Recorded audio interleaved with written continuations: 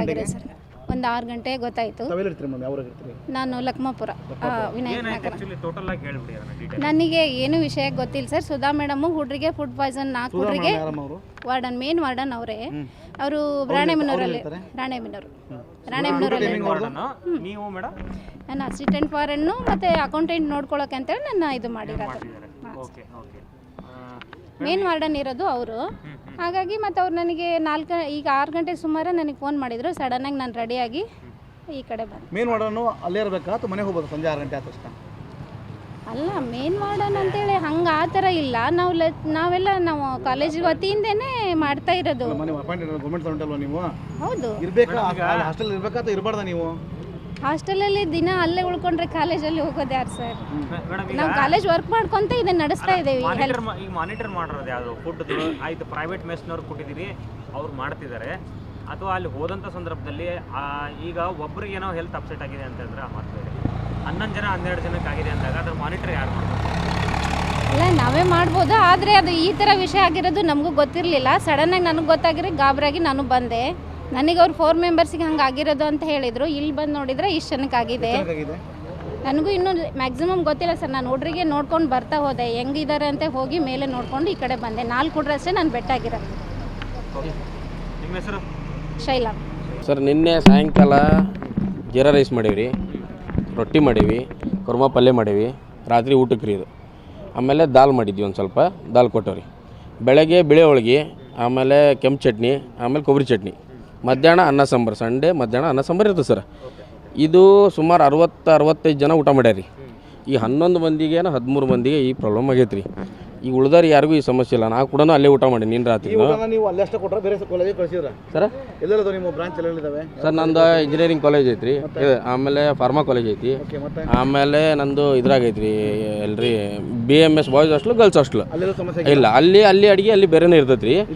Pharma ಕಾಲೇಜ್ನಾಗ 24 ಮಂದಿ ಇದೇ ಅಡುಗೆನ ಉಂಡಾರ್ರಿ. ಅಲ್ಲಿ 24 ಮಂದಿ ಇದೇ ಅಡುಗೆ ಉಂಡಾರ ನಿನ್ನ ರಾತ್ರಿ. ಅಲ್ಲಲ್ಲ, 1 ನಿಮಿಷ ರೀ. ರಾತ್ರಿ ಊಟ ಅದನ್ನ ಮಾಡ್ಯಾರಿ. ಬೆಳಗ್ಗೆ ಟಿಫಿನ್ನು ಇಲ್ಲಿದು ಅಲ್ಲಿ ಮಾಡಿ ಅವರು ಸೇಮ್ ಮಾಡ್ಯಾರಿ. ಎಲ್ಲ ಊಟ ಎಲ್ಲ ಒಂದೇ ಅಡುಗೆನ ರೀ.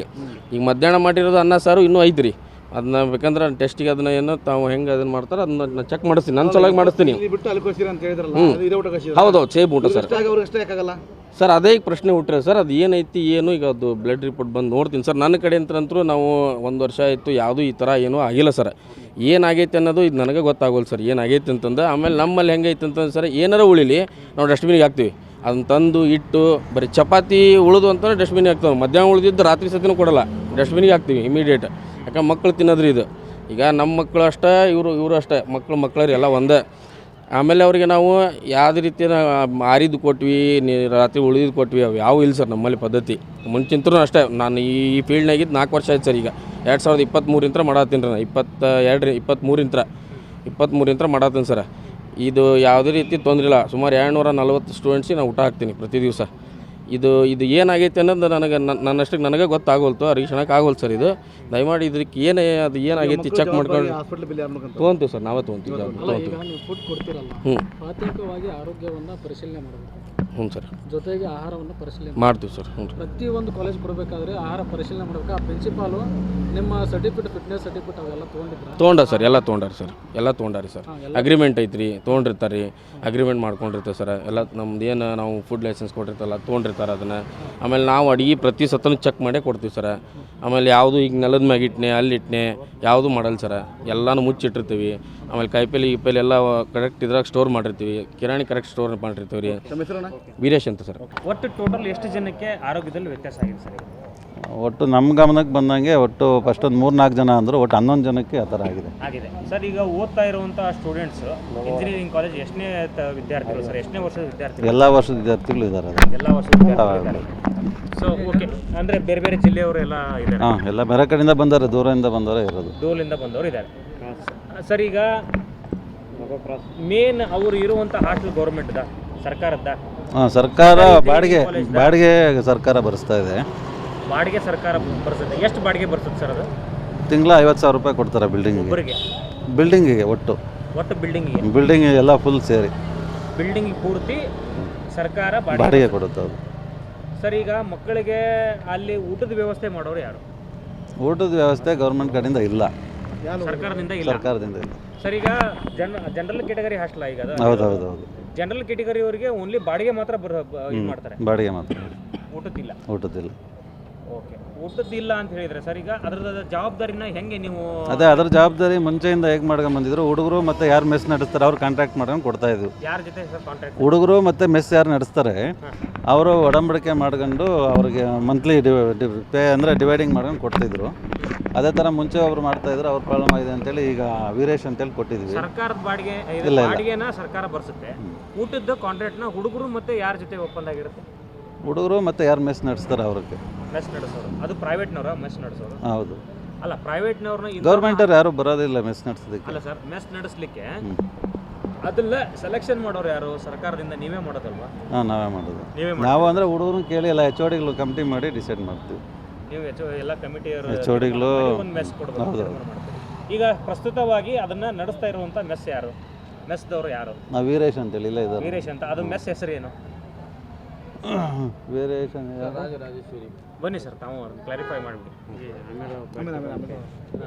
ಈಗ ಸರ್, ಈಗ ವಾರ್ಡನ್ ಬೆಳಗ್ಗಿದ್ದಾಗ ಈ ಸಮಸ್ಯೆ ಆಗಿದೆ. 14-15 ಮಕ್ಕಳು ಸರ್ಕಾರಿ ಆಸ್ಪತ್ರೆಯಲ್ಲಿ 3 ಜನ, ಇಲ್ಲೊಂದು 7 ಜನ ಬಂದಿದ್ದಾರೆ.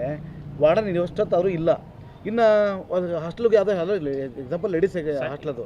ಆಮೇಲೆ ಅವರು ಇಂಜಿನಿಯರಿಂಗ್ ಅವ್ರ ವೈಯಕ್ತಿಕ ಜೀವನಕ್ಕೆ ವ್ಯವಸ್ಥೆ ಏನು ಅಂತ ಸರ್, ಇಂಜಿನಿಯರಿಂಗ್ ಕಾಲೇಜ್ನವರು ಯಾರು ಸಂಬಂಧ ಪಡಲ್ವಾ ಇದಕ್ಕೆ? ಇಲ್ಲ, ಸಂಬಂಧ ಪಡ್ತೀವಿ, ಬಟ್ ವಾರ್ಡನ್ ಅಂತೇಳಿ ಇಲ್ಲ. ಆ್ಯಕ್ಚುಲಿ ನಾವೇನು ಮಾಡ್ತೀವಿ, ವರ್ಷಕ್ಕೊಬ್ಬರನ್ನ ಚೇಂಜ್ ಮಾಡ್ಕೊಂಡು ಬರ್ತೀವಿ. ಅವರು ಮೆಕ್ಯಾನಿಕಲ್ ಡಿಪಾರ್ಟ್ಮೆಂಟ್ಗೆ ಅಪಾಯಿಂಟ್ ಆಗಿರೋದು. ಪ್ರಿನ್ಸಿಪಾಲ್ರು ಯಾರು ಬರಲ್ವಾ ಇದಕ್ಕೆ? ಅಲ್ಲ, ಎಲ್ಲರೂ ನಾವೇ ಜವಾಬ್ದಾರಿ ಅಲ್ವಾ. ಈಗ ನಾವೇ ಇರ್ತೀವಿ, ನಾವೇ ಬರ್ತೀವಿ. ಈಗ ಇವ್ರು ಮೇಡಮ್ನ ಅಸಿಸ್ಟೆಂಟ್ ವಾರ್ಡನ್ ಥರ ಮಾಡಿದ್ವಿ, ಶೈಲಾ ಮುಳುಗನ್ ಅಂತೇಳಿ. ನಿಮ್ಗೆ ಯಾವಾಗ ಗೊತ್ತಾಯ್ತು ರೀ? ಎಷ್ಟು ಗಂಟೆಗೆ ಮಾತಾಡ್ತಾರೆ? ಹೇಳಿ ಸರ್, ಹೇಳ್ರಿ. ಈಗ ಮಕ್ಕಳದ್ದು ಜವಾಬ್ದಾರಿ ಯಾರು ತಗೊಳ್ತಾರೆ? Who is responsible for that? ಅಲ್ಲ, ಮಕ್ಕಳು ನಾವೇ ಜವಾಬ್ದಾರಿ. ನಮ್ಮ ಕಾಲೇಜಲ್ಲಿರೋರು ಈಗ ನಾವೇ ಜವಾಬ್ದಾರಿ ಆ್ಯಕ್ಚುಲಿ. ಅಲ್ಲ ಸರ್, ನಿಮಗೆ ಅಪ್ರಾಕ್ಸಿಮೇಟ್ಲಿ ಎಷ್ಟು ಜನಕ್ಕೆ ಆರಾಮಿಲ್ಲ ಅಂತ ಹೇಳಿದ್ರೆ ಗೊತ್ತಿಲ್ಲ ನಿಮಗೆ. ನೀವು 13 ಒಂದು 3 ಅಂತ ಹೇಳ್ತೀರಿ.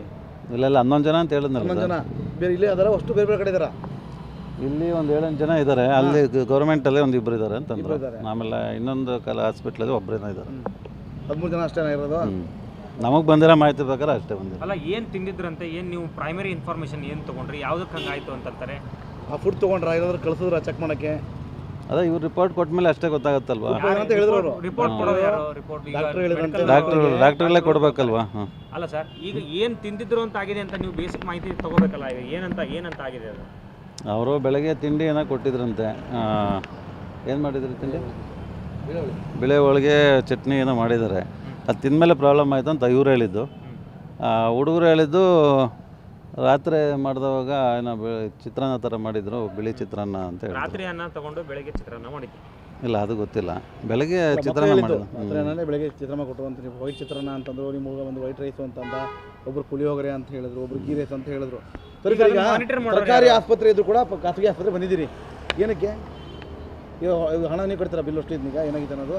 ಅಲ್ಲ, ಇನ್ನು ಕಟ್ಟಬೇಕು. ಈಗ ಏನು ಮಾಡ್ತೀರಾ? ಹುಡುಗರಿಗೆ ಪ್ರಾಬ್ಲಮ್ ಅದಾವೆ. ನಮ್ಗೆ ಆ್ಯಕ್ಚುಲಿ ಗೌರ್ಮೆಂಟ್ಗೆ ಹೋಗ್ತಾರೆ ಇಲ್ಲ ಅಂತಲ್ಲ, ಎಮರ್ಜೆನ್ಸಿ ಎಲ್ಲಿ ಟ್ರೀಟ್ಮೆಂಟ್ ಇರುತ್ತಲ್ಲ. ತಮ್ಮ ಹೆಸರು? ಮುನಿರಾಜು.